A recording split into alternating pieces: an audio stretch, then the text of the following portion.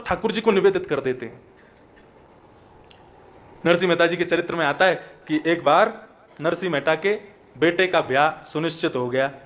किससे? एक नगर के बहुत बड़े धनवान व्यक्ति की बेटी से। बहुत ध्यान से सुनना। तो नगर का जो व्यक्ति था उसने अपनी बेटी का ब्याह सुनिश्चित कर दिया नरसिंह मेहता के बेटे से, इस भाव को जान के कि भाई बहुत भाव वाला आदमी है, बहुत भक्त है, बेटी मेरी प्रसन्न रहेगी। अब ईर्ष्यालु लोग कहां नहीं होते, सब जगह होते हैं। कुछ लोगों को पता चला इनकी बेटी के लिए तो हमारा बेटा होना चाहिए, वो नरसिंह मेहता, उसका बेटा जाए, उसके बेटे को इनकी बेटी मिलेगी तो दहेज भी बहुत मिलेगा, क्या करें? तो उन्होंने जाके कहा, बोले तुमने किससे अपनी बेटी का ब्याह संबंध कर दिया?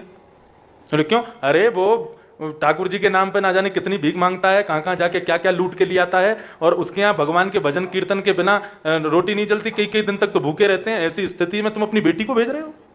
अरे बेटी तो सदैव अपने कुल से ऊंचे कुल में जानी चाहिए। नरसिंह मेहता का घर तुम्हारी बेटी के योग्य नहीं है। एक नहीं 10-5 लोगों ने आके ये बात कह दी तो लड़की वाला थोड़ा सा घबरा गया, मेरी बेटी है, मैं ऐसे कैसे भेज दूं?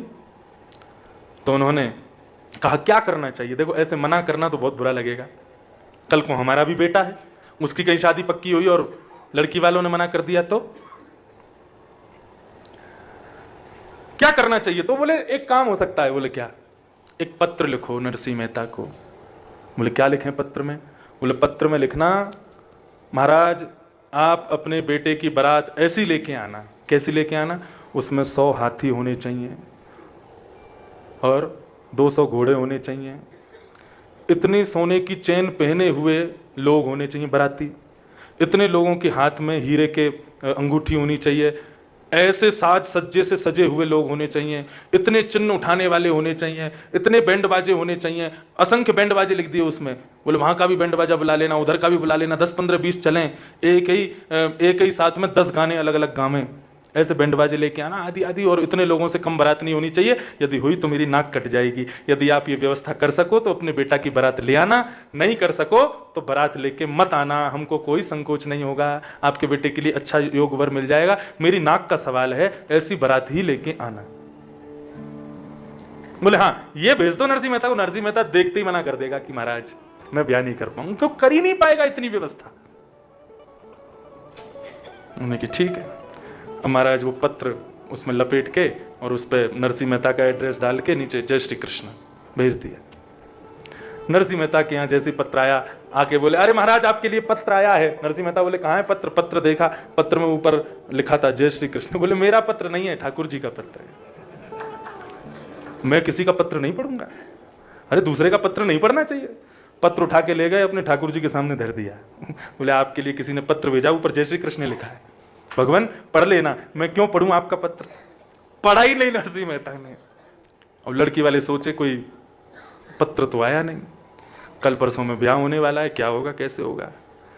सब लोग पूछे, बोले नरसिंह मेहता ने मना किया? बोले नहीं किया। तो नहीं किया, ऐसे कैसे चलेगा? अरे तुम देखना वो आएगा ही नहीं, डर के मारे। जिस दिन ब्याह होना था थोड़ी बहुत व्यवस्था तो उन्होंने करी, भाई कहां पता आ गए तो कुछ तो होना चाहिए।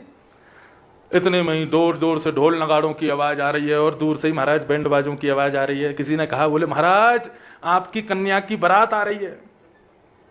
बोले बारात आ रही है, हमें तो दिखनी, यहां से नहीं दिखेगी, तो इतनी लंबी है कि उसके लिए पहाड़ पर चढ़ना पड़ेगा ऊपर, ऐसे नहीं दिखेगी वो। वो व्यक्ति लड़की वाला ऊपर गया पहाड़ पर चढ़ करके, उसने दूर से दूरबीन लगा करके देखा तो महाराज असंख्य हाथी, असंख्य घोड़े, असंख्य लोग गले में चैन पहन करके और महाराज हीरे आदि पहन करके सब चल रहे हैं, सबकी बारात लेकर के। और वो नरसिंह मेहता का बेटा घोड़े पर बैठ करके सजा हुआ धजा हुआ बिल्कुल प्रेम से आ रहा है। कैसे संभव हुआ? बोले नरसिंह मेहता ने पत्र धर दिया ठाकुर जी के चरणों में। तो पत्र जैसे ठाकुर जी के चरणों में गया तो जिम्मेवारी किसकी बन गई? ठाकुर जी की बन गई। ठाकुर जी ने पत्र पढ़ा, अच्छा इतने लोग चाहिए। तो नरसिंह मेहता तो 4 आदमियों की बारात लेके निकले, लेकिन चलते ही चलते यहाँ से 10 लोग आ गए, वो भी नाचने लग गए, यहाँ से 10 लोग आए, वो भी नृत्य करने, यहाँ से कोई हाथी लेके आ गया, इधर से कुछ घोड़े आ गए, कहीं से कोई आ रहा है, कहीं से कोई। नरसिंह मेहता बोले कि मेरे पुत्र के मित्रगण होंगे सब, उनको भी नहीं पता कहाँ से आ रहे हैं। देखते ही देखते इतनी किलोमीटरों लंबी बारात। और सबसे विशेष बात, जब लड़की वाले ने दूरबीन करके सबसे आगे देखा तो सबसे आगे शंख चक्र गदा पद्मधारी द्वारिकाधीश नृत्य करते हुए बारात लेकर के जा रहे हैं। नरसिंह मेहता की लाज बचाई और ऐसी बारात लेकर के गए महाराज, पूरा नगर देखता रह गया। और बारात में सबसे आगे नाचने वाले बाराती ठाकुर जी और बलराम जी दोनों नृत्य कर रहे हैं महाराज। नरसिंह मेहता के बेटे की बारात जा रही है। ये बात